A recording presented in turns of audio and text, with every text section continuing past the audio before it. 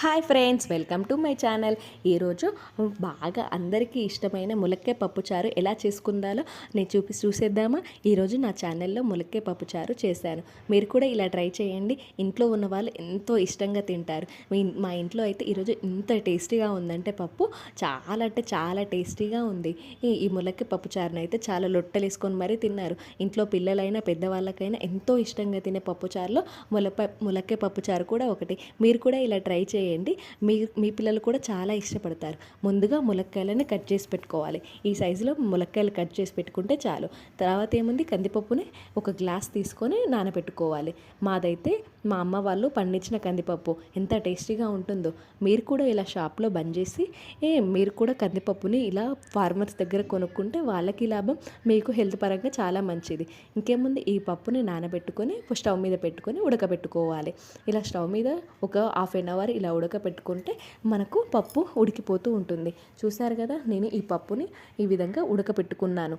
ఇంకేముంది, ఈ పప్పుని పక్కన పెట్టి తర్వాత గిన్నెలో ఆయిల్ పోసి అందులో జీలకర్ర వేసి వేగనివ్వాలి. జీలకర్ర వేగాక ములక్కాయలు అందులోకి వేసి బాగా కలబెట్టాలి. ములక్కాయలు ఆయిల్లో మగ్గుతూ ఉంటాయి. ములక్కాయలు ఆయిల్లోనే ఉడికిపోతుంటాయి. ఇలా మళ్ళీ సగం సగం ఉడికాయనుకో ములక్కాయలు అంత టేస్టీగా ఉండవు. ములక్కాయలు ఆయిల్లోనే చాలా ఉడకాలి. తర్వాత ములక్కాయలు వేగాక అందులోకి టమాటా కరివేపాకు వేసి బాగా కలపెట్టాలి. ఇప్పుడు ములక్కాయ ముక్కలు టమాటా ముక్కలు బాగా మగ్గాక మనం లిడ్ తోటి క్లోజ్ చేసుకోవాలి. తర్వాత ఒక స్పూన్ పసుపు యాడ్ చేసి పసుపు మొత్తం వాటి అన్నిటికీ పట్టే విధంగా బాగా కలపెట్టాలి. కలపెట్టాక చింతపండు కొద్దిసేపు నానబెట్టి ఆ చింతపండు రసాన్ని ఒక బౌల్లోకి ట్రాన్స్ఫర్ చేయాలి.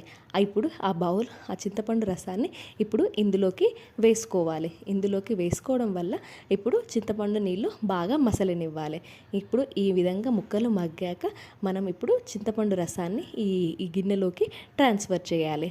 చింతపండు రసాన్ని పోసాక కొంచెం ముక్కల్ని అటు ఇటుగా కలబెట్టేసి మనం ఆ మూతని క్లోజ్ చేసి పెట్టుకుంటే చింతపండు రసం బాగా మసులుతూ ఉంటుంది. తర్వాత ఏముంది, ఉడకబెట్టిన పప్పుని ఇలా బాగా పప్పు గుత్తి తీసుకొని బాగా స్మాష్ చేయాలి. పప్పు గుత్తితోటి స్మాష్ చేయడం వల్ల టేస్టీగా అనిపిస్తుంది. మీకు అంతా పప్పు గుత్తితో రుబ్బనికి రాకపోతే మీరు మిక్సీ కూడా పట్టుకోవచ్చు. కాకపోతే పప్పు గుత్తితో రుబ్బుకుంటే చాలా టేస్టీగా ఉంటుంది న్యాచురల్గా. నేను ఈ పప్పు గుత్తితోటే రుబ్బుతాను ఎప్పుడైనా. మీరు కూడా ఇలా ట్రై చేయండి. పప్పు గుత్తితోటి పప్పుని ఇలా స్మాష్ చేయండి. కందిపప్పు కదా, మెత్తగా ఉడకదు. కాబట్టి ఇలా పప్పు గుత్తితోటి రుబ్బుకుంటూనే మంచిగా మెత్తగా అవుతూ ఉంటుంది. ఇంకేముంది, నాకు ఈ టైప్లో కందిపప్పు మెత్తగా రుబ్బుకున్నాను నేను పప్పు గుత్తితో. ఇలా మెత్తగా ఉడకాలి పప్పు, అప్పుడే మన పప్పుచారు చాలా టేస్టీగా ఉంటుంది. ఇప్పుడు చూసారా, చింతపండు రసం బాగా మసులుతుంది. ఇప్పుడు అందులోకి ఈ పప్పు యాడ్ చేసుకోవాలి. పప్పు యాడ్ చేసుకొని మనం వాటి తగ్గట్టుగా కొంచెం వాటర్ కూడా యాడ్ చేసుకోవాలి పప్పుచారులోకి. ఇంకేముంది, పప్పు చింతపండు పులుసు బాగా మిక్స్ అయ్యేలా ఒక రౌండ్ ఇలా కలపెట్టేసేయండి. ఇప్పుడు చూసారు కదా, ఇలా కలపెట్టేయాలి. పొట్టు కనబడుతుంది.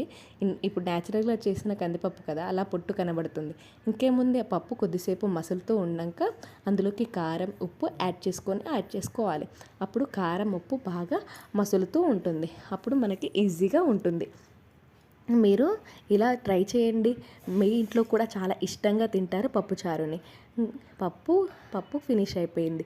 పప్పు ఇలా ఒక 10 నిమిషాలు ఉంచారంటే పప్పు మీకు సిద్ధంగా అయిపోతుంది. ఇంత టేస్టీగా ఉంటుందో తెలుసా ఈ ములక్కాయ పప్పుచారు. మీరు కూడా ఇలా ట్రై చేయండి. పిల్లలు పెద్దలు ఖచ్చితంగా ఇష్టపడి తింటారు ఈ పప్పుచారుని. మీరు కూడా ఇలా ఒకసారి ట్రై చేయండి నా స్టైల్లో. మీకు ఇలా నచ్చినట్టయితే నా కమెంట్ బాక్స్లో కమెంట్ చేయండి. చాలా ఇష్టంగా తింటారు పిల్లలు. Please subscribe my channel, like and share it friends. ఖచ్చితంగా ఈ పప్పు ఎలా ఉందో కమెంట్ సెక్షన్లో కమెంట్ చేయండి. ఓకేనా ఫ్రెండ్స్?